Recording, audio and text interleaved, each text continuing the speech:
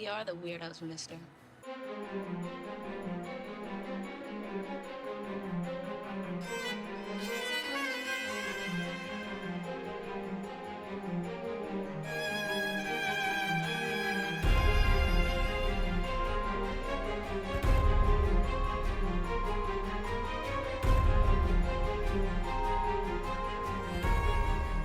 Welcome back to the Final Ghouls of Horror. I'm Jeremy.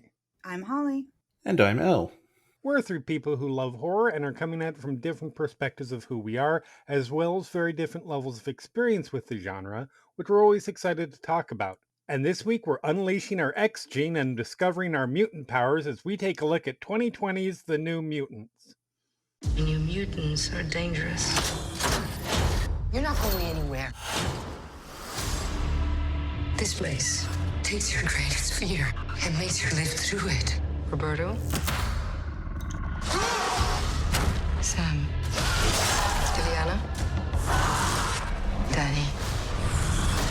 Rain? We can get out of this together. This place is designed to keep us inside. He's right. It's magic. So am I. Okay, so, Elle, what is your history with, kind of in an overarching sense? I know you didn't know this movie, but what is your history or familiarity with New Mutants, X-Men films, the X-Men comics, any of that kind of stuff? So we never got the X-Men cartoon here because, we did, but it was on the different cable network. Mm-hmm. And when there were only the two options and not one that eats everything. So I never really watched the old series. I have now seen two X-Men movies, this and Last Stand. Ooh, they make good ones, I promise. Talking with comic book fans, I don't know if they would agree, because it's like, well, comics are garbage anyway, but we love it. Those are fighting words. But yeah, totally fair. And yeah, you never read the comics or anything like that? No, was never really into comics until I could find ways they fell off the back of an internet. Yeah, legit. That's fair. Holly, how about you? How familiar are you with the X-Men films as a franchise, the comics, this movie in particular? Did not know this movie existed until you told me about it. I'm very Um, sorry. I'm not I that sorry. have let's see. One of the things Austin's really into is X-Men. Mm-hmm. Like he doesn't read the he's familiar with the lore and everything. Right. But yeah, so we have seen a lot of the movies together. But before Austin, I have a very big comic book person in my life that isn't you, Jeremy. I'm sorry. Mm-hmm. And that would be my father, Okay. who took me to see like all the original X-Men movies when they came out. I've seen most of the X-Men movies Mm-hmm. up to this, aside from the last couple because I was burnt out and they had gotten bad. Yes, they had. And I just was tired of being disappointed. That is entirely fair. Yeah, I am. I mean, when it comes to comics, X-Men, I've always been a big comic book person. X-Men is not the first comics I ever read. That would have been Iron Man and then the Avengers back when I was 8, 9, something like that. I remember when my family would go on vacation, we would something you couldn't get away with today. My brother and sister and I would be just in the back of the pickup truck with a cover on it, just sitting back there as we would head off wherever. And so we had a lot of time to do not much. So I would read. I was a reader. Comics were a big part of that. So I started off with like I said, Iron Man and Avengers, and X-Men were the books that connected to me for a variety of reasons, and that's a very long story. But suffice to say, I've always been a big fan. I've always been a big fan of the New Mutants specifically, in part because they were of the appropriate age when I started reading comics. By that point, the X-Men were older. I still liked them, but so I've always been a big fan. I've seen all of the movies. I love many of them. X-Men Last Stand and X-Men Origins Wolverine and X-Men Apocalypse and Dark Phoenix definitely exist. They are definitely movies that I have seen. Those are the nice things I can say about those movies. But regardless, I've always been a very big fan of the characters and seen how they're adapted. I am, despite MCU fatigue, I'm still very excited to see how the X-Men get integrated into the MCU. I have many thoughts on that. But yeah, suffice it to say, I was definitely looking forward to this movie. Joke's on me. I remembered what my first comics that weren't just like whatever kid-friendly stuff was on the shelves. Right. They did a 4-series run of the Jurassic Park movie adaptation. Okay. I still have those. Nice. They are worth tens of dollars. Mm-hmm. Oh yeah, there Especially is in the this, condition I've kept them in, unfortunately. that's fair. Yeah, there is this absolute misunderstanding of people that comics collecting is a lucrative thing. It was lucrative at one point in the early 90s. It really wasn't much before that, and it isn't much so now. And I kept them because I like them. Yeah, no, legit. I mean, I have 2 full, actually probably more like 3 full comics crates full of just stuff that I did, not even like my old comics, because I don't think I even have those anymore, but of stuff since I got back into comics, like into reading them. I'm currently in kind of in and out phase, but it was probably like 8 or 9 years ago. Again, thanks to X-Men. But let's talk about this movie, because we must. Before we get into the movie itself, Elle, tell us about this movie's production history. And I'm very sorry, because I this is a don't know lot. why. Yeah, well, fair. The New Mutants is directed by Josh Boone from a script by Boone and Nate Lee. It stars Blue Hunt, Maisie Williams, Anya Taylor-Joy, Charlie Heaton, Henry Zaga, and Alice Braga. It's based on the Marvel comic book of the same name, created by Chris Claremont and Bob McLeod, though the storyline was adapted from Claremont and artist Bill Sienkiewicz. The origins of the New Mutants goes all the way back to 2009, when Fox was trying to spin out the X-Men films from the core trilogy. Lauren Schuler Donner had expressed interest back in 2009, but it didn't get pitched to Fox until Josh Boone came into the picture in 2014, around the time of the movie X-Men Days of Future Past. Boone, who had directed 2014's young adult drama The Fault in Our Stars, pitched an adaptation with Lee by creating a comic book using panels from the original comics to show what a film trilogy could look like. Boone and Lee got the backing of franchise producer Simon Kinberg, and Fox came on board, with the plan being to have the film set 3 years after the events of 2016's X-Men Apocalypse. Kinberg said in an interview that the film would have, quote, a young adult vibe, and that the original script included Charles Xavier, played by James McAvoy, and Storm, as played by Alexandria Shipp from the most recent films at the time. It was confirmed that the film would feature the Demon Bear arc of the comics and had a Stephen King meets John Hughes style horror feel. Boone said that he didn't like horror movies but loved horror novels and wanted to pioneer and champion doing prestige versions of horror films. Xavier and Storm were written out of the film in subsequent drafts, as were an appearance by Lyanna's brother Colossus and New Mutant member Warlock, who was described as being saved for the sequel. The final shooting script featured contributions from several writing teams, including a 6-person writer's room that Fox brought in to tear apart the script and put it back together. Fox was resistant on going full horror like Boone and Lee wanted, and compromised with a more YA-focused version without excessive blood and scares. The film garnered some controversy in its casting, specifically with Henry Zaga as Robert da Costa, who is an Afro-Brazilian in the books, while Zaga is Brazilian but not of African descent. Filming began in July 2017 in Boston. Boone took inspiration from, among other films, Nightmare on Elm Street 3, The Breakfast Club, One Flew Over the Cuckoo's Nest, and The Shining in his directorial approach. The post-filming process is when it gets really messy, though. The film was initially released for an April 2018 release. Then Stephen King's It became a massive box office success, and Fox suddenly wanted a horror film out of New Mutants, especially when the first trailer was a success. So Fox pushed it back to February of 2019 to avoid conflict with Deadpool 2 and to allow for reshoots.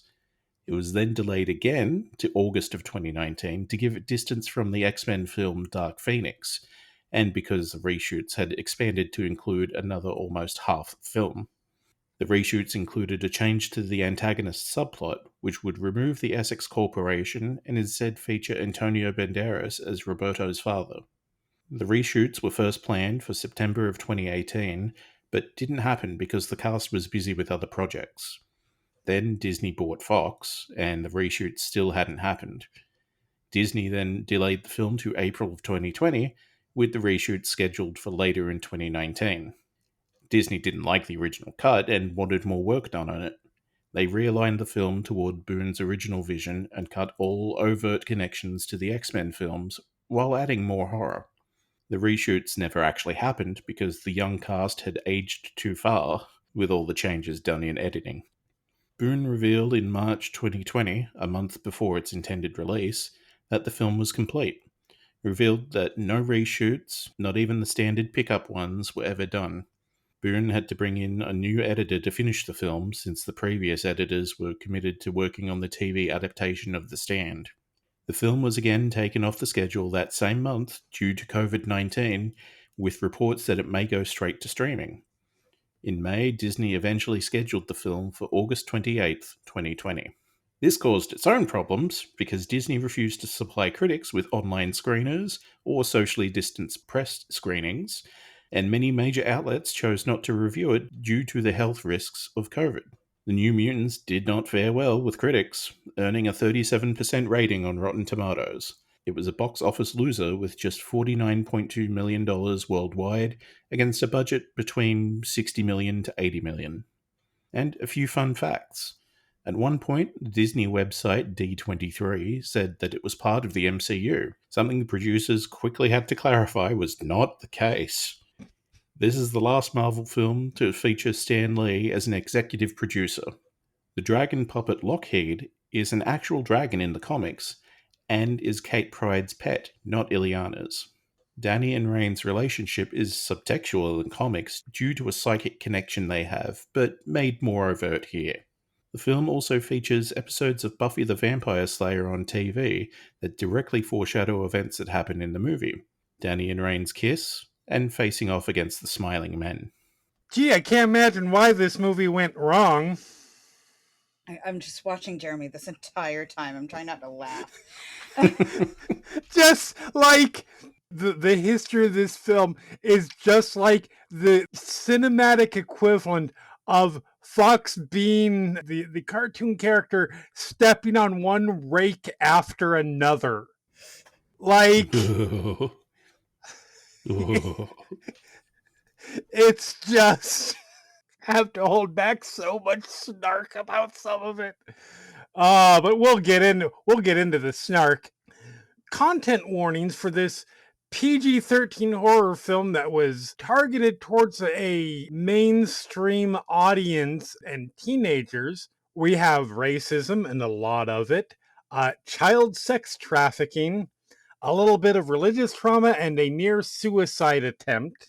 I guess you could probably include gaslighting in there as well. Actually, yeah, no, 100%. Because there is something wrong with you, which is really part and parcel to any X-Men film or story, period. But this is in a very different, more insidious way. That was all that I could think of in terms of like really, really kind of triggery stuff. Claustrophobia for me. I could see claustrophobia. Yeah. Yeah, I could see that. No, I can see. I specifically, yeah, fair. Yeah. Oh, it was a tough finish. Yep. All right, so let's start talking about this movie and what actually happens in it. New Mutants. We start off with Danny Moonstar in voiceover, relating a tale from her father about how there's two bears, one good and one bad.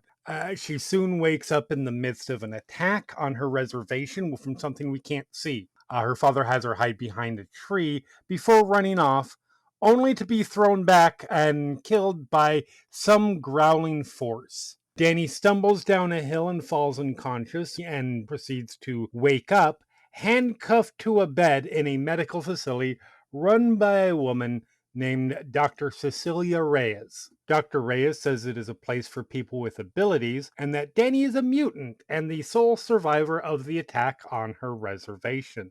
We then meet the other residents of the facility.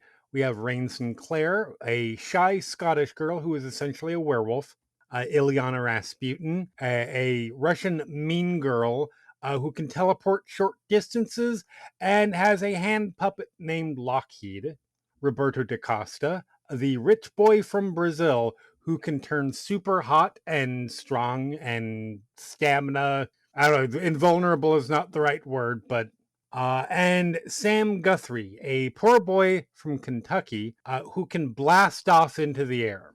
Danny is immediately met with hostility and racist bullying from Ilyana, and later, when Ilyana encourages her to run away, she finds out the hard way that there's a force field around the whole facility.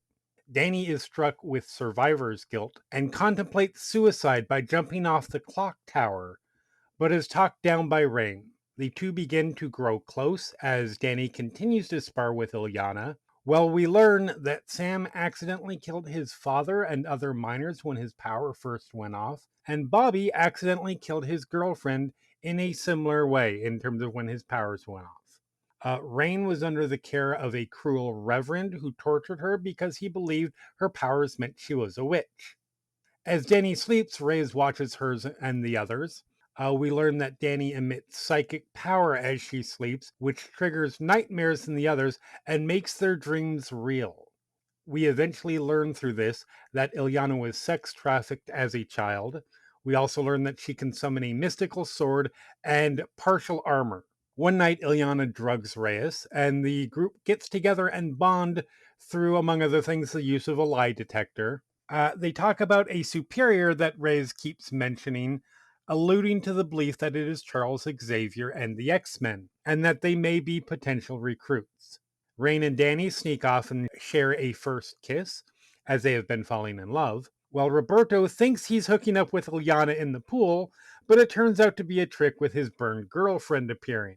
Reyes wakes and Ilyana is thrown into solitary, while Rain is attacked by the bloody image of the dead reverend who brands her. Ilyana appears and says that it is all Danny's fault and attacks her, and they nearly go to limbo through Ilyana's power before Danny's power to psychically project people's fears manifests and scares Ilyana off. Reyes does more tests on Danny, who sees images of other mutants being tormented. It is revealed that Reyes works for the Essex Corporation, who decide that Danny has to be killed as she is too much of a threat. Danny mends fences with Ilyana and learns her story before Reyes comes and takes her for a test that proves to be basically murdering her. Rain comes to Danny's rescue as Ilyana and Roberto are attacked by the Smiley Men. Ilyana fights back and kills them with Sam's help, and they find Reyes' office where they learn that Danny is going to be killed. The group finds Reyes, who uses her force field power on them, but before she can kill Danny, the demon bear, remember how that was a thing? That destroyed Danny's home, attacks and kills Reyes. Ilyana goes to limbo and comes back with Lockheed, now a real dragon, and fights the demon bear. The rest of the group join in until Danny wakes up and basically dances with Wolves it, soothing it so that it will rest and not be a threat.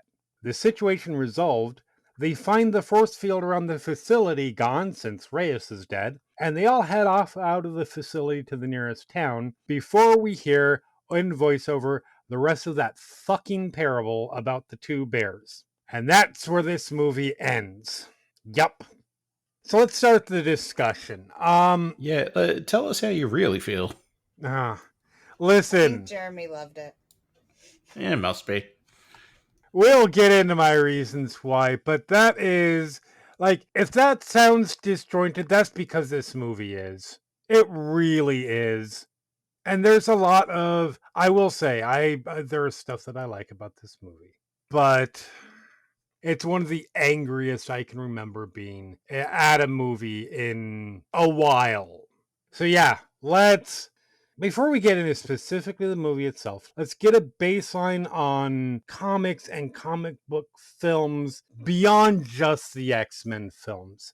Elia, you said you were not much of a comic reader, obviously. How do you feel about superhero movies in general? Which ones do you particularly like as examples, and which ones aren't you necessarily a fan of?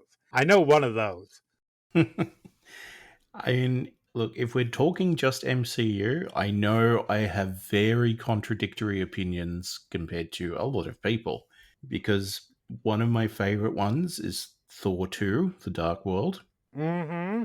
And one of my least favorite ones, I think, is maybe off just one off the bottom, is Thor Ragnarok. Yeah, which is, yeah, that's not usually the way that goes for people. I think they're no, it's usually not. the opposite. I'm sorry, you said Dark World as one of your favorites? Mm-hmm. Yep. I've had this conversation with Elle before. I don't understand it either. Yes. Okay, no, continue. I will say, to be fair, I absolutely understand. I like it a lot, but I absolutely understand why you might dislike Thor Ragnarok. It's so quippy. It is. They could instead It's put an actual fun. movie in there. There is an actual movie, more so than Dark World. I liked that one better. And fair enough. I like Ragnarok a lot, but I see Love and Thunder, which is the follow-up to Ragnarok, in the same way you see Ragnarok. Oh, joy. It is. Thor Ragnarok is Taika Waititi. The chains are off of him. Mm-hmm. And he just goes full bore with it. So I can understand your dislike of Ragnarok. I will never understand your appreciation of Dark World, but fair enough. Yeah. But like, even like MCU, sure, but just in general, like, are there any particular superhero movies outside of that you're a big fan of, or not? Just kind of get it, like, where do you like and where do you not like? I remember not minding the original Batman movie, 1989, I think it was. Mm-hmm. Yep. And then they sort of just petered out. I really, I know I have watched them because I often imitate Mr. Freeze just because I know it annoys people. Doing the puns. It's very you. Yeah, but I really can't remember them. Mm-hmm. And basically anything since has been trying too hard. It's like, oh, we need to make this a dark and gritty version. It's like, no, I mean, you can just do a sincere movie. Oh, like the DC, all the other DC stuff? Yeah. I was never really into DC, even after I started reading comics. It's just like, well, why would I want to read something about it? It's essentially people, like, just in a costume and then Superman. Whereas at least Marvel has interesting stuff going on. I will, yeah, there are DC books and characters that I absolutely adore. Yeah. But I am definitely more of a Marvel guy than a DC guy. I do Yeah. think that they are more relatable characters. My brother is a DC fan. Like, he's all in on the lanterns. Like, that's his main jam. It's the Red Lanterns specifically. But yeah, he's a big lantern head and DC in general. Interestingly, my brother, when he was into comics, was also very much into Green Lantern. And look, the Red Lanterns are the best lanterns. They have a They cat, have the they have the psychopathic serial killer cat. Dexter. Yep. Dexter is great. But yeah, no, legit. Holly, how about you? Where is your baseline for comic book and superhero films and that sort of thing? I was raised on superhero films. Sorry, I was shaking my head with the Green Lantern talk. Yeah. My dad has such an obsession with the lanterns as a whole. They are, I will say, the Green Lantern concept is a great, great concept Yes. that they've done really cool stuff with. I think the earliest superhero films that I remember watching are the Christopher Reeve Superman movies. And then the late 80s, 90s Batman movies. We are not going to include Batman and Robin as one of the good ones. Right. But like my friends and I, we used to, because our parents would watch those and we'd watch them at like sleepovers and we would like play Batman and stuff. It was fun. And then beyond that, as I'm getting older and developing my own taste, I personally am obsessed with the Captain America franchise because I love Captain America. The Avengers. I do like X-Men. I know we're touching on things other than X-Men. I like the original X-Men movies that came out. I personally do not think that any of the remakes, aside from, and I can't remember which one, aside from one of them, I don't think they're as good as the original ones. Is it Days of Future Past, the one where Mystique is trying to kill Peter Dinklage? No, the one before that. Okay, First Class. First Class, yep. Fair enough. That's the one Austin actually liked. We watched that together. Yeah. What else? Oh, Spider-Man. I have mixed feelings on the Tobey Maguire Spider-Man, but Spider-Man. I mean, I know I've seen so many. Like, if you name some, I've probably seen them. I've seen the bad version of the Hulk. I've seen the bad version of Green Lantern that my father almost broke the TV by throwing the remote at it and then turned it off screaming and then gave me a 2-hour lecture about what the lanterns were truly about. Yeah. Wow. Yeah. It's the Green Lantern movie is a bad movie. It's all exposition and bad CGI. I grew up watching Smallville. I love Smallville. Go back and look at the special effects, and I'm like, that was early 2000s TV. Yep, that was one I never actually got into Smallville because I was away from the CW in general at that point. But it's one that I have always wanted to go back and revisit. The problem being there's 10 seasons. That's a lot of goddamn television. I stopped watching around season 6, I think.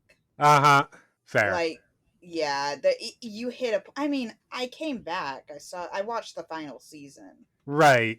But the fact that I was able to jump back in after missing multiple seasons with just knowing a little bit of information, I'm like, so what's really happened the past couple seasons here? And then what was Buffy, though I didn't discover Buffy until like my college years. So then I spent a lot of all-nighters watching Buffy because that's more important than doing college work. Absolutely. Yep. 100%. If I was tested on Buffy, I would have made straight A's.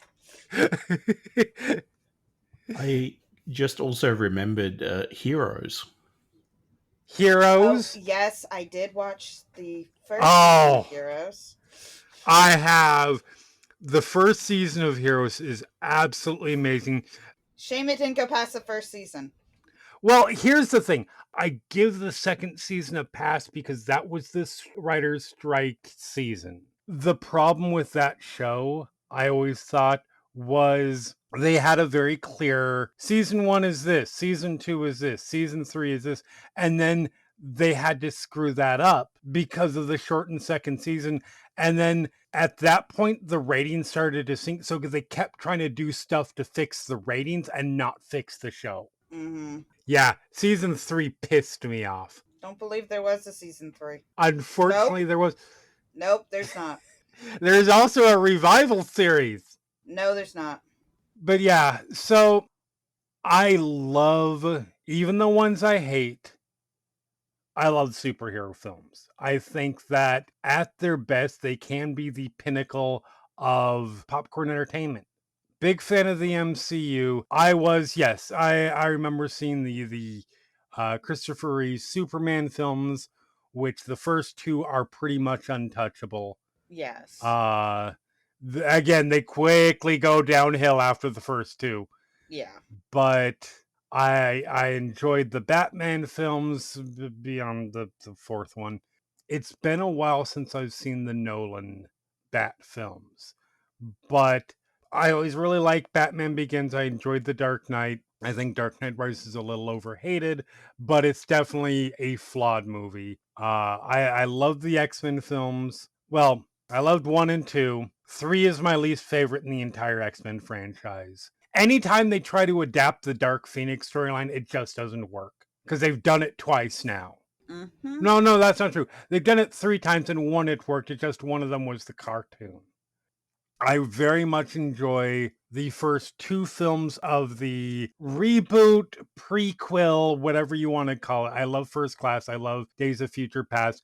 And then it jumps right off a cliff. Apocalypse is awful. Dark Phoenix is trash and as infuriating to me as this movie that we're discussing is. I couldn't finish that film, Dark Phoenix. I have such issues with that movie in terms of how it treats its characters and the fact that they stumbled their way into the perfect Jean Grey in Sophie Turner. Mm-hmm. I think she is a fantastic Jean Grey who has the misfortune of having a terrible script around her and a terrible director in Simon Kinberg. I've seen the new Superman. I think it is very good. It made me give a shit about Superman as a character, which is not easy to do. Mm-hmm. And I know that the MCU is, for a lot of people, kind of on shaky legs. Have there been some bad movies? Absolutely. But for me, at worst, the worst MCU films are like, I'm sorry, Elle, Thor Dark World is at the bottom for me. And the worst ones are just kind of there. Fair. Even if they're bad, I can sit through them and generally not be too annoyed. Dark World and 1 or 2 others accepted. Iron Man 2, I'm really not a big fan. There's a lot I like in it, but I'm not a big fan of Age of Ultron. But yeah, generally, I really like those. I think they've done very well this year. Captain America Brave New World was not great, but Thunderbolts was amazing. And Fantastic Four, again, a movie that made me give a shit about characters that I've never given a shit about. So I'm generally very pro superhero movies, which makes this movie that much more frustrating to me. It's not really a superhero movie. It's yeah, let's just jump right into it. New Mutants is both ostensibly a superhero film and a coming of age horror. Holly, I think we've revealed your stance on this already, but how successfully do you think it walks that balance? Like, does it meld those well for you? Well, sorry, I'm thinking. No, you're good. You're good. I don't count it as a superhero movie. No, that's I fair. forgot they had powers until a certain point. And Yep, I was like, that's oh, fair. right, you can do that, can't you? Oh, this is supposed to be X-Men stuff. You're mutants. It's not really X-Men. Aside from, they mention the X-Men. It exists in the same universe. Mm-hmm. I also have issues with the premise of the movie. I'm sorry, but I do not like the whole, hey, you are trapped here now. And here's the illusion of freedom. And I'm like, this is not X-Men. This is not how they do it. This is not how they... Yes, but that is supposed to be sort of the twist in it, that we are clearly supposed to think that they are at an X-Men facility. But they're not. And It's then they're definitely not. not an X-Men facility. Right. X-Men facilities don't lock you in your rooms at night. Not to my knowledge. Not typically. I mean, it has happened if mutants aren't able to control their powers, but not, clearly these ones, with the exception of Danny and maybe Sam, can control their powers. Yeah. It's not a superhero movie.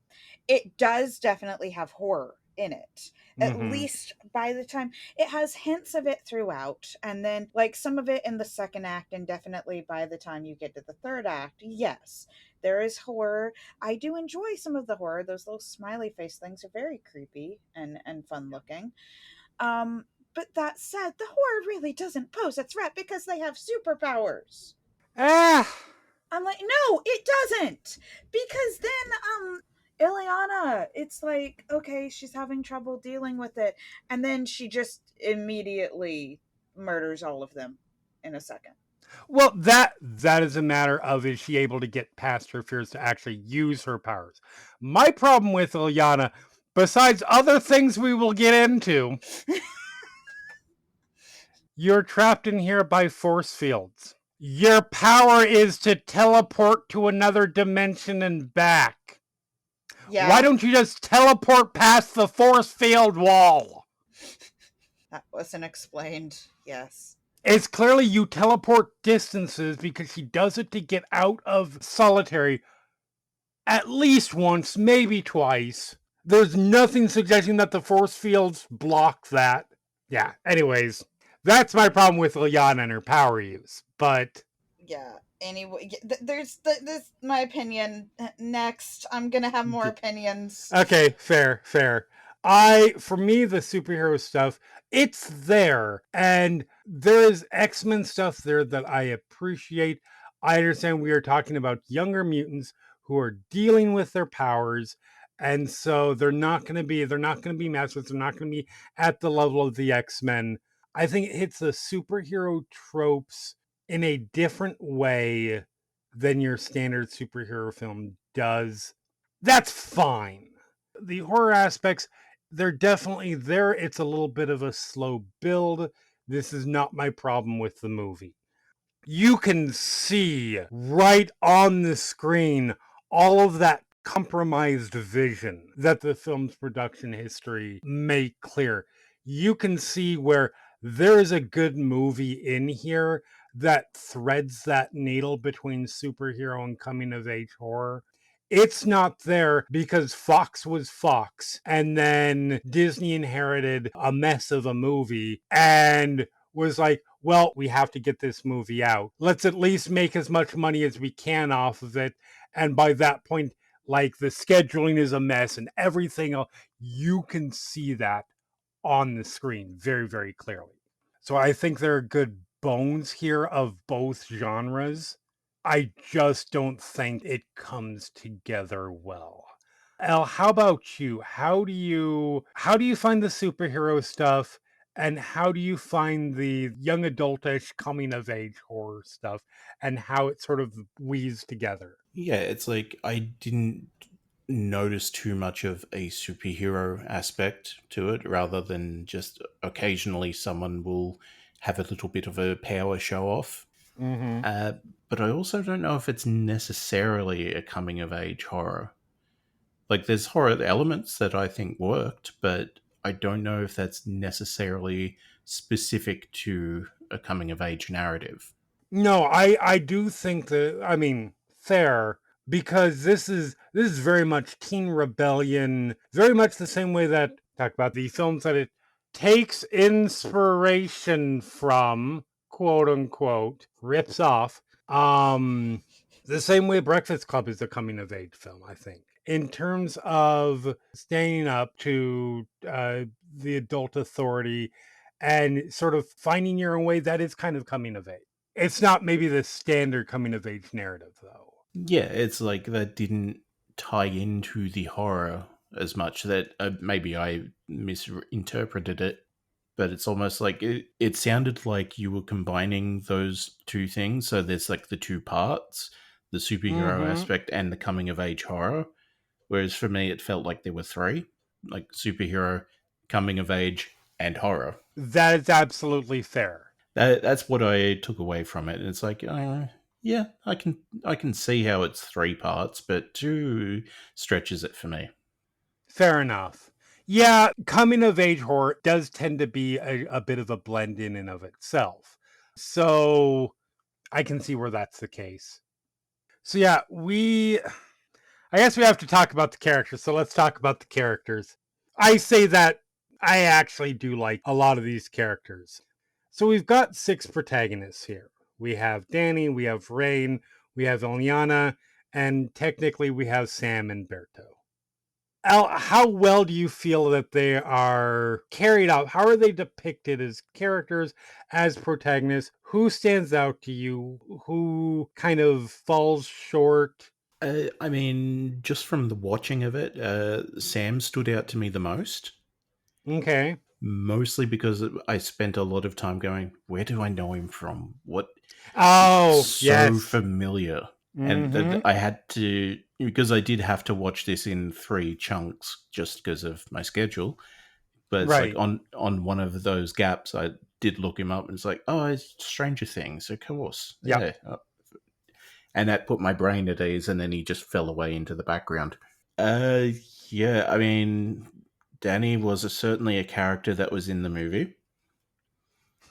But Rain and Ileana are the ones that really felt like they had someone with a script look at them.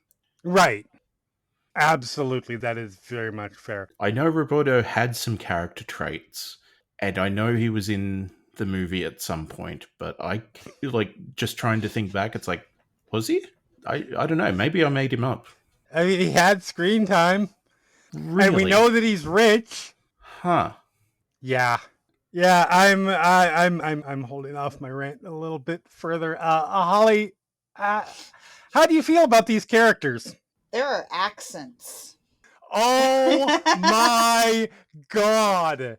You know, I never thought I was very good at accents in D&D games, but I feel a little better about myself. Okay, we have to give credit to Maisie Williams, who does a good Scots.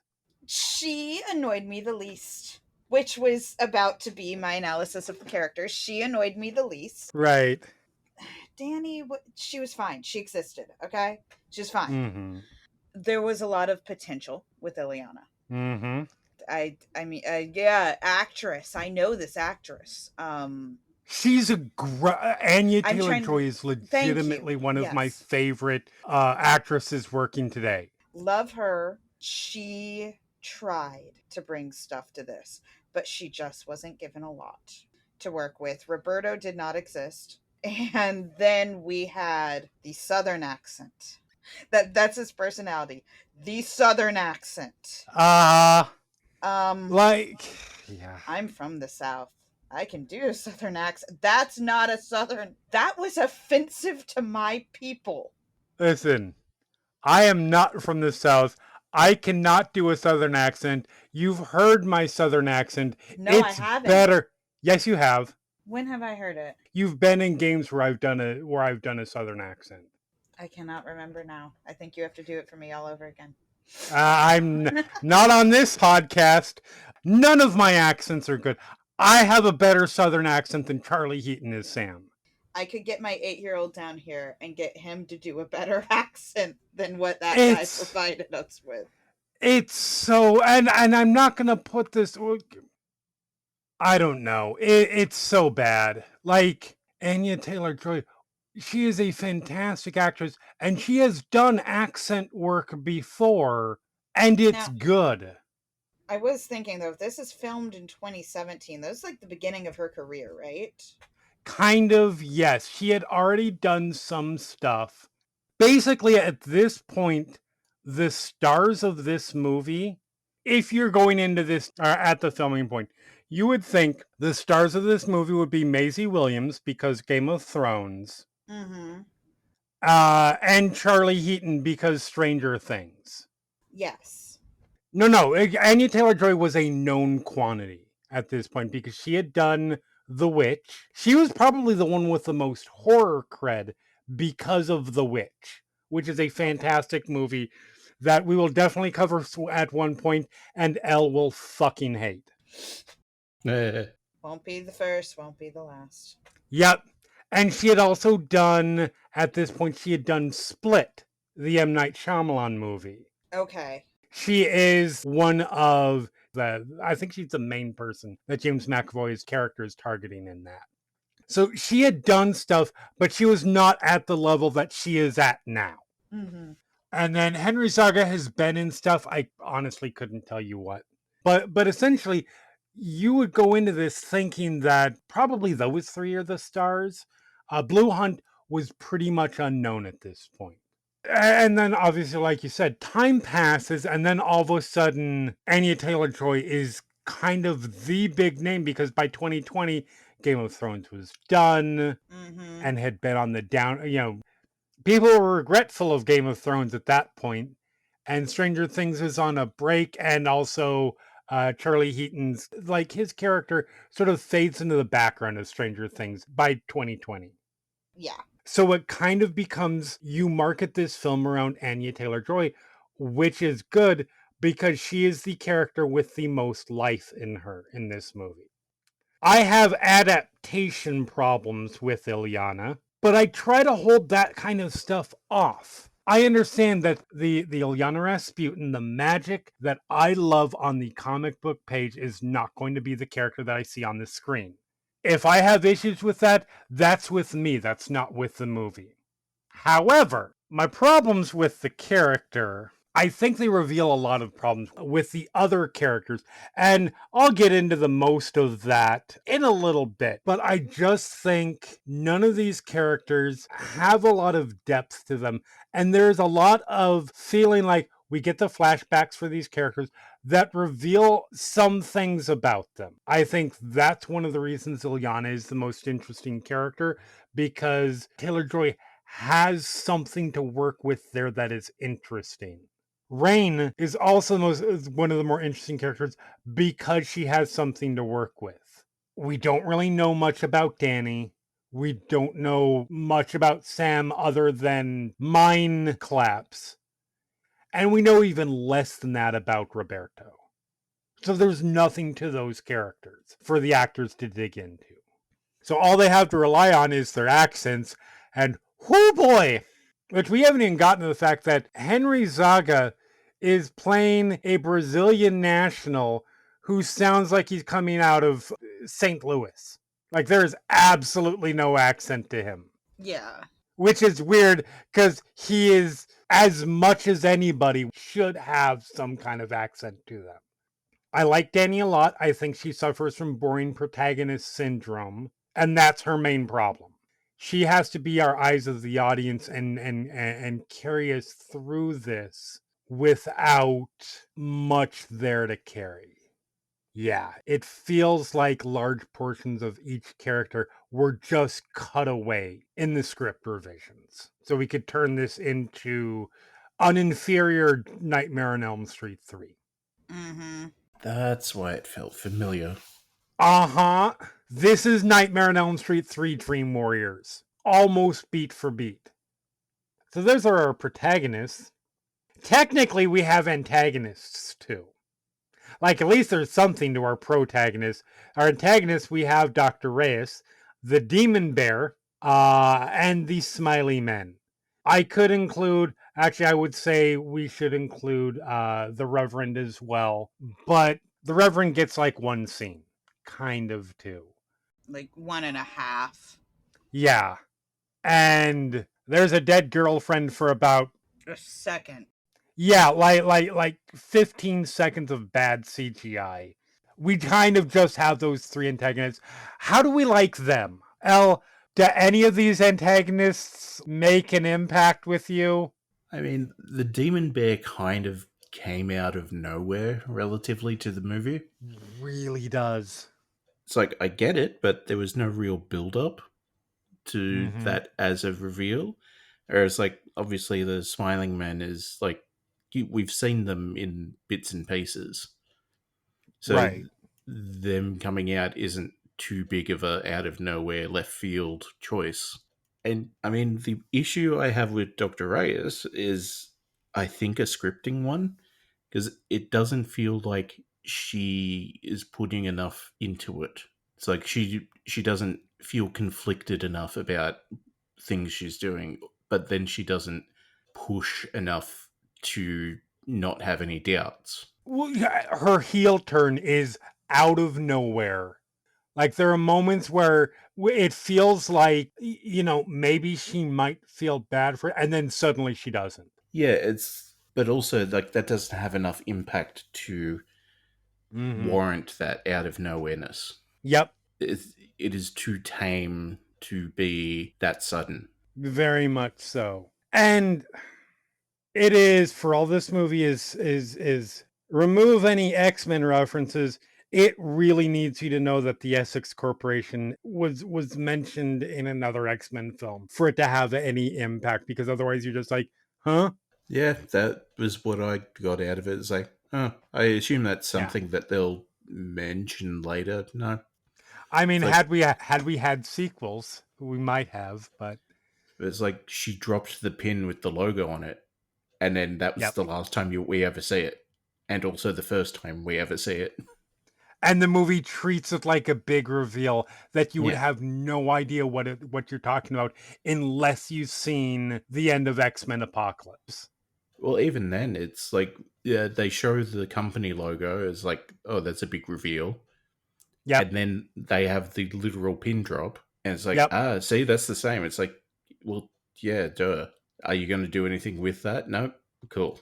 Accurate. Holly, how were there any of these characters, these bad guys that you liked?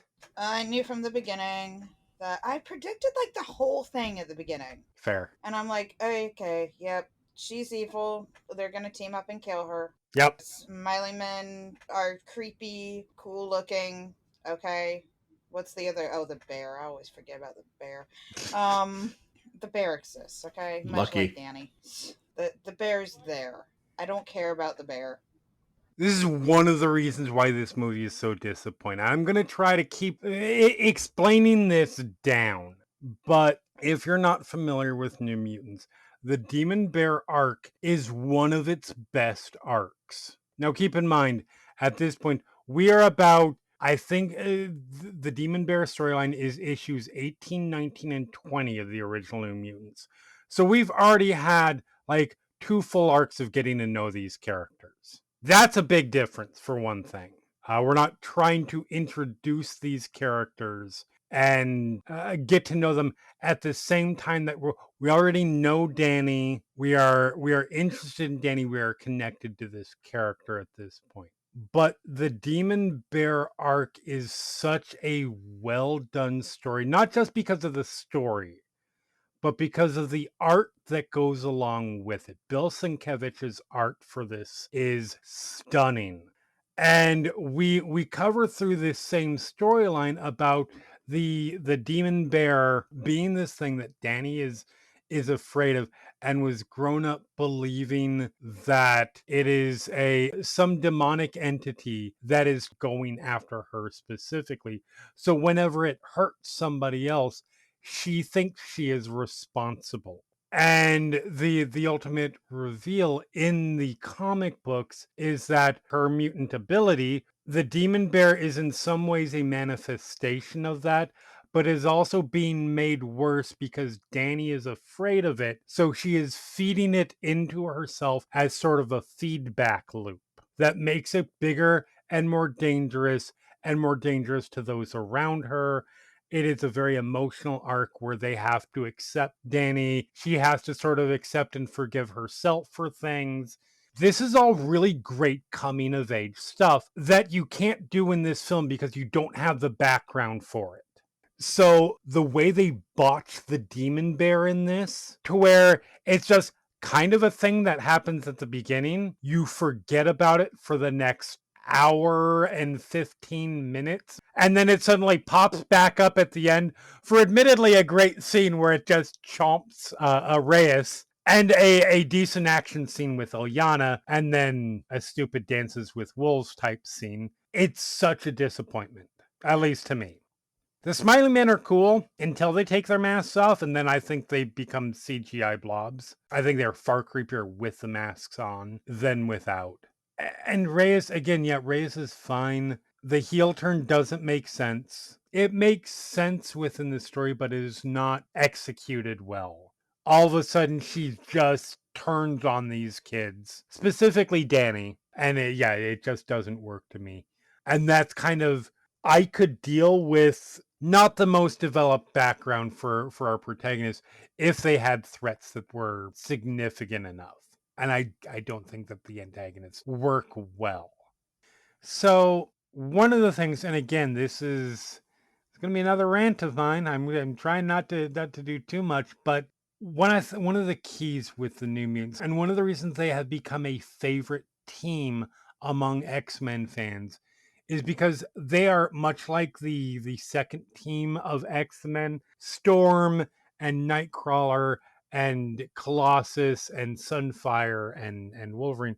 This has always been a very diverse team of characters. There's some of that in the movie. Elle, how do you think this movie handles and approaches that sort of internationalness, just the diversity in general here? It's going to sound weirdly backhanded, but I think it worked well because they basically didn't do anything with it. Yeah. No. I understand exactly what you're saying, and I agree. Because it's like, do you make a big deal out of someone being gay in this day and age? No, who cares?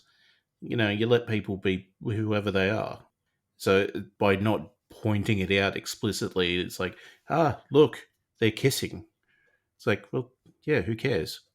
It's just there and it is a fact. Yep. So yeah, it works because it doesn't work, weirdly. I know exactly what you mean, but yes. Yeah. But that is, I think, the way to do it. Is like, yeah, have diversity and have like equality and everything. You don't need to point at it and make sure that everyone's aware and paying attention. It's just like, yeah, they're people. Get over it. I mean, yes. Unless you're making a specific point about it. Right. Like, it's like, for example, there's gay trauma involved. Then you would use that as a storytelling element. But if it's not relevant, then it's like, yeah, okay, it's just there. Who cares? Right. But I also get that that's like representative for people, like in other ways. It's like, oh, you don't see anyone from Brazil in movies. It's like, well, here's your representation. That's good for you. But yeah, it works because it doesn't work for me. That's fair. Holly, how about you? How does, obviously, we've got all these characters that come from different parts of the world. We have obviously the queer relationship. How does the movie handle this stuff for you? If it were done better, it would work. Right. Better accents, perhaps. Actors from where they're actually supposed to be from. The relationship was cute and all. I wish there'd been a little more lead up to that. Just like, it's a short movie. I feel like there wasn't a ton of time. But yeah, it is another thing I saw happening from the beginning, though. But yeah, well, there's also this whole like, we don't explore the relationships between the characters enough. No, we don't. Because there's this whole thing like with Ileana and the two guys. And like that doesn't really get explored other than like little lines and stuff being said, and Roberto thinks he sees her in the pool, and yeah, but like those relationships just are not explored enough. Well, I would hesitate to say that there's even a relationship between that Sam and Roberto being horny about Ileana. Yeah. That's them being teenage guys. Like, okay. Yeah. I think Sam and Roberto had more of a relationship. You're not wrong. They have, and I will say that's the one saving grace for those two characters is I think their teen guy friendship kind of works. It feels real. All 10 seconds we see of it. Well, that's what I'm saying. We need more. Like we need more development just relationships in general between all these characters. Mm-hmm. Yeah, I agree. The one thing that I'm going to unequivocally praise about this movie, I adore the relationship between Danny and Rain. I think Blue Hunt, who plays Danny, she has so little to work with in terms of, like I said, boring protagonist syndrome. But the thing that I hook into with her is the way that she connects to Rain and that relationship, which I'm going to give this movie credit for because it is kind of in the comics, but very subtextual. Because in the 80s, you were not allowed to have this was an actual edict. You are not allowed to have any kind of representation from a queer standpoint at Marvel. This is why Mystique and Destiny were very close friends for a long time. I think that works. What doesn't work for me, and I agree, the fact that it just simply treats it as normal, there is nobody that has a problem with it, is kind of a delight. And that was actually something that I didn't expect, especially when Ileana is such a bitch about everything else. One thing in particular, and this is honestly one of my biggest issues with this film. This film is so blatantly, almost exultantly wrong-headed about Indigenous people. The obvious aspects of this are Ilyana, whose racism just comes out of fucking nowhere. And I get it. She's a mean girl. That is actually accurate to the comics, but even if it wasn't, I would be okay with that. The character's never shown a hint of racism before. And this watching, I kind of realized why it bothers me so much, other than the obvious aspects of it. Ilyana goes after Danny, her native heritage, because that's the only thing that we know about Danny at that point. And so, from a screenwriting perspective, I could see Josh Boone and Nate Lee being like, all right, so we have to have Ilyana be kind of the bully because this is Breakfast Club meets Nightmare on Elm Street 3. So we have to have somebody who's the bully. So we're going to make her be mean to our eyes of the audience character. We can either do one of three things. We can have her be mean to Danny in terms of her native heritage. We can have her be mean to Danny because she's queer, or we can make up some actual depth to this character and have her be mean to her with that. That one takes work, so we're not going to do that. That's not fair. It's probably that one was washed out with the 19 writers or whatever that this movie had. This movie's being released in 2020, so we can't have her dropping F slurs. So the Native American stuff is the acceptable racism. That's how that behavior reads to me, which is fucked up on so many levels and exposes a lot of problems with the movie. But it's not just that. Like, I got angry at this movie 30 seconds in on my rewatch because of that fucking Two Bears thing, which is a ripoff of the Two Wolves that I think most people are familiar with, which is not a Native American story. Inside you are two wolves. You really need to see a doctor. Yeah.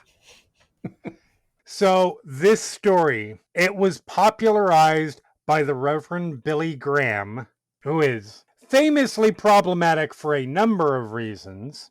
When he put it in his book, I don't remember the name of the book and I don't care to look it up, but when he put it in his book, he had morphed it into it was an Inuit person who had a white dog and a black dog that he used to fix dog fights with to tell the same parable.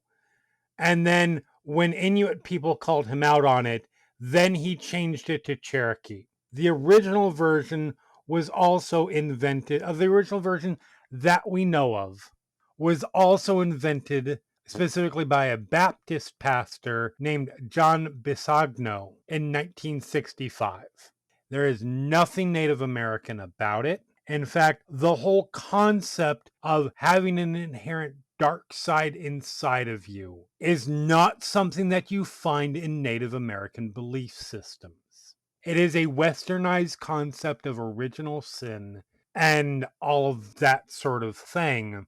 So, and I know that this is a long rant, about 30 seconds of this movie, but it bothers me so much because the parable itself is using a fictional native voice to normalize a non-native concept as native, and thus trying to, for lack of a better term, Christianize native culture, which is wrong on so many levels. And then Josh Boone and Nate Lee, who are centering their character on a Native American character, don't bother to do the 30 seconds of research that is needed for that. It's Well, mind-numbing to me. which is worse, that they didn't bother or they did and that's what they came up with? I would rather they didn't bother. And here's the thing. I'm putting this on Josh Boone and Nate Lee. I shouldn't, because I don't know that it was them. Because it feels like a studio note at the same time. But unfortunately, their names are the names that are attached to it. Like, it could have been the, what was it, writer's room of people who were supposed to tear this movie apart and put it back together. It could have been the something like 6 or 7 other writers that were involved in this. It just shows why making a movie by committee is a bad idea. But that sort of approach to the native perspective in the film is just kind of everywhere. I think you're right. The characters, where it's not treated as a thing, come off the best. By which I mean basically just Rain. And I mean, that's also even for like the ostensibly positive things as well. It's like, Mhm. oh, she's Catholic, one would assume. And it's like, Yes. okay, that's not a thing to comment on or draw attention to unless it becomes relevant. And it's just, Which it does. Yeah. And then it starts becoming more. Yep. But until then, it's like, yeah, no, people are allowed to exist. Whatever their beliefs is like, as long as they're not hurting anyone else, do what you like. 100%. So that's my thing. Anyways. Yeah, where were we again? Yeah, sorry. That took me on a journey there. No, that's fair. Yeah, this is moving on to something that I think is a little bit better. So for a PG-13 comic book horror film, this movie touches on some pretty dark shit. We have the sex trafficking, we have the brief flirtation with suicide, we have a lot of trauma, we have survivor's guilt. Holly, how do you think it handles this stuff? Does it do this stuff effectively for you? Yes and no on some of it. I just, again, it boils back to like, I don't think we had enough time to really focus on some of this. And I didn't even realize everything that was going on, like in Ileana's storyline. I don't think there was enough time to fully focus on everything. And really, about this whole movie, I think there were a lot of good ideas here, but there's an outline of a movie here, but not an actual movie. Yeah, that's totally fair. Al, how about you? How does this stuff play out for you? Yeah, like Holly said, it's there's not really much going on that is as to the forefront, even kind of make it a reference point. At least that's my reading of it. It's like, well, obviously the near suicide attempt is a little bit obvious, but the rest of it is like very faintly there. Honestly, until I sort of read these production notes that we've got here in the back end, sorry, to show how the sausage is made, but yeah, it's like, oh, that's about the trafficking thing. Ah, I get it now.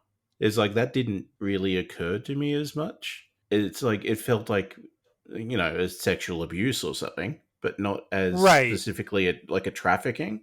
But then it's like, oh no, yeah, I can say it. It's just it wasn't. Some of these topics weren't to the front of the mind as they probably deserve to be. But again, maybe that's an issue of not having enough time to build it all up.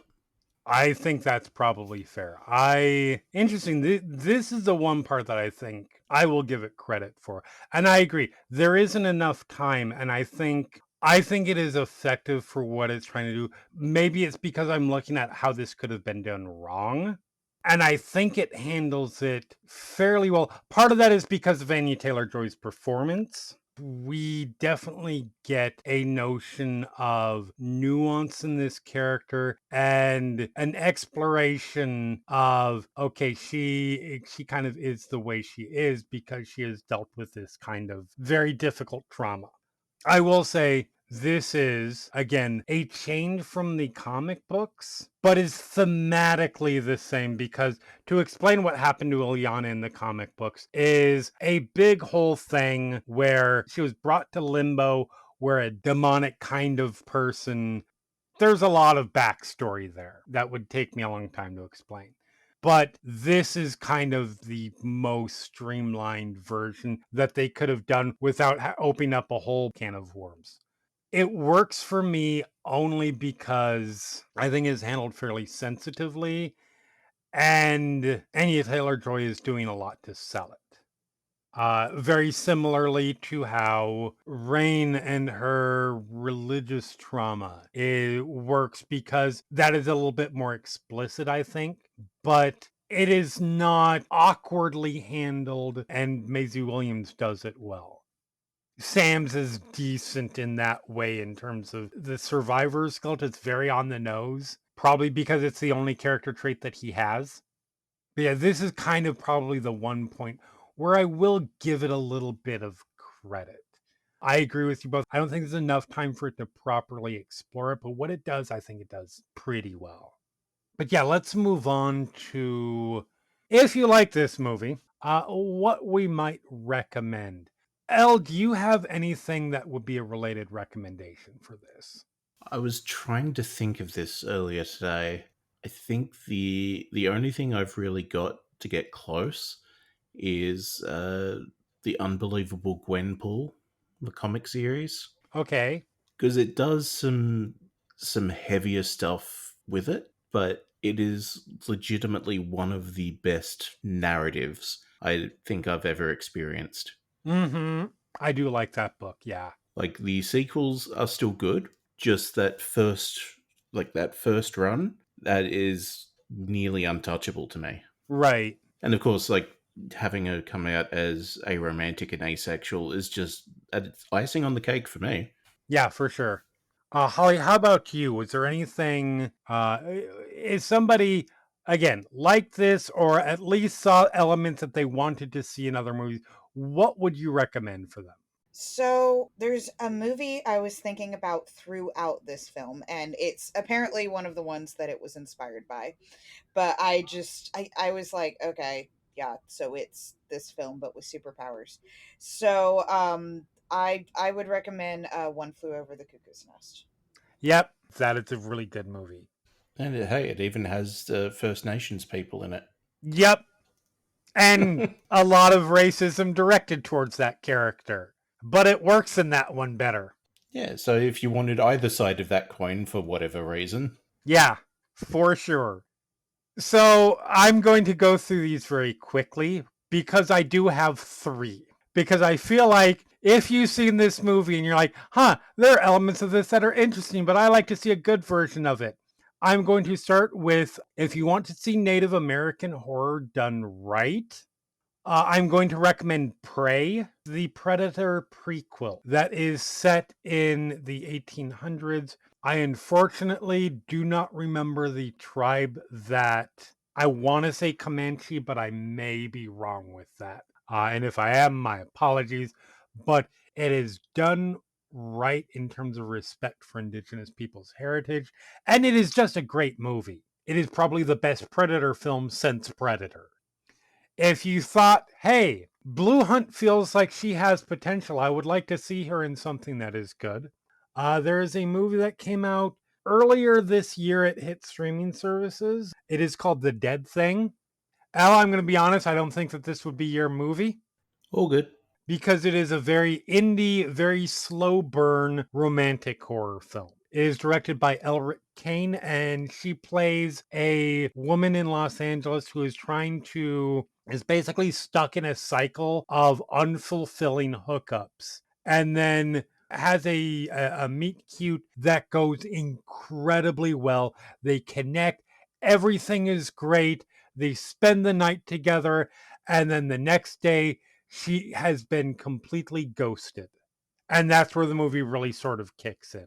She is great in it. The movie is, if you do like that kind of film, it's really really good, and has some interesting things to say about modern dating.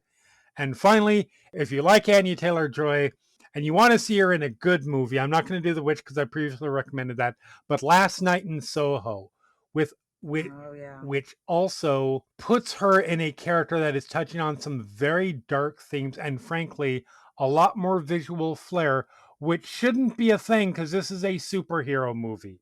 They should have plenty of good visual flair, but that is a far superior film in every way. And she is really, really good in it. So, yeah, those are mine. So, let's close this out. Do our final thoughts on New Mutants. Holly, what are your final thoughts on this movie? What is your rating for it? I really didn't like this movie. I like if you couldn't tell. Yeah. Yeah. I really did not like this movie for so many reasons. It sucked. It wasn't a superhero movie. It tried to rip off too many things. We didn't have enough time to concentrate on things. Also, such a small part of it, but random stuff. Like, what was the montage where they're shaking tambourines?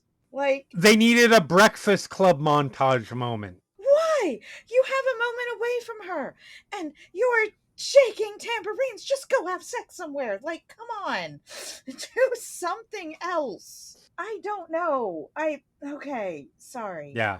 No, you're good. Anyway, yeah, I hated it. I'm going to give it the very generous offering of 1.5 bad offensive southern accents out of 5. Fair enough. Elle, how about you? What did you ultimately think of this movie? I actually kind of liked it. Fair enough. Of course you did. Yeah, it's not the best I've seen, but it's not bad. Right. I can tell my standing is dropping rapidly. You like it more than Watcher. I see where this is going. Yeah. We're never going to get past that. No, we're not. But yeah, I mean, I had a decent time watching it. I don't know if that's because I didn't have any background to connect it to. So it's like, oh, it's an interesting movie just in and of itself, not because it is connected to X-Men or anything like that. Maybe that's the trick. You just have to know nothing. Head empty, watch movie. Fair enough.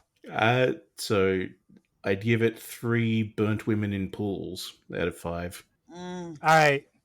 Fair enough. 3 bad CGI burnt women in pools. I've seen worse CGI. I grew up on Reboot.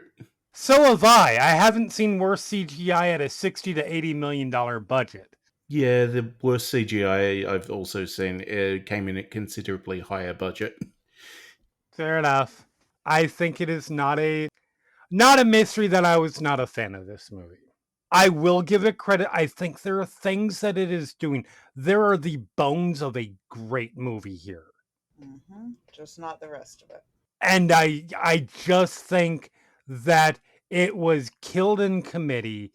It was killed in the hideous mishandling of it. I don't know how much of this I can put on Josh Boone because I really like The Fault in Our Stars, which is not necessarily my kind of movie. And it definitely made me think that this would be a movie that he could handle. By the same token, there are things that he said in terms of, I really don't like horror movies, but I like horror novels. We want to make prestige horror that makes me roll my eyes. But I think that there was a good movie that just didn't get to the screen. And I mean, I think most of my problems with the movie are pretty obvious. I have to sort of revise because mine was also an accent thing. Sorry. I am going to, no, you're good. You're good. I am going to give this 2 weirdly racist characters out of 5. It's by no means good. It is one of my least favorite X-Men films. I won't completely write it off, though, because everybody is trying. So yeah, that is New Mutants. We're moving into hopefully happier territory next episode. Holly, what are we covering next episode? By happier, you mean who doesn't love Halloween night and the pure magic and murder and slaughter and candy and blood and love? We're going to be covering Trick or Treat. Yes. And to be clear, this is the 2009 one, not the 1980s one, which is Trick or Treat. There are 2 movies with that title. Did not know there was. Okay. Yes. There's Trick or Treat and Trick or Treat. We're doing Trick or Treat. Yeah, the 2000s one, the Yeah. more recent one. The one with the cute little guy with the bag on his head. Yes. Who you shouldn't piss off. Yeah, every year taking my kids trick-or-treating, I always see someone dressed like that. Nice. Sam is a horror icon, and I adore that. But yeah, that is us for this episode. If you like what you've heard, you can find us at whatever podcatcher you prefer. We are on Blue Sky and Instagram at Final Ghouls Pod. Of course I can release you, kitten, she whispered. But first you need to rate and review. Yes, just like that. I was not prepared. Wow. Jesus Christ. I don't feel safe. Oh my God. Okay. Meanwhile, you can find Meanwhile, you can find me at JThomas411Mania on Blue Sky, Letterboxd, and Instagram. You can find me at shards@kind.social on Mastodon and Shard System on Letterboxd. Please don't find me, but you can at what am I? At Holly Culp on Blue Sky and at Miniature Magic 18 on Instagram. And you can find us all playing role-playing games at Final Show Films on Twitch and YouTube. I almost shudder to ask, but give us your our horror book survival guide tip. Find out what your parents were up to when they were younger. You'll never know if they burned a serial killer, had a mysterious other child, are not actually your real parents, let a disabled child die while having sex, or even opened up a doorway to hell.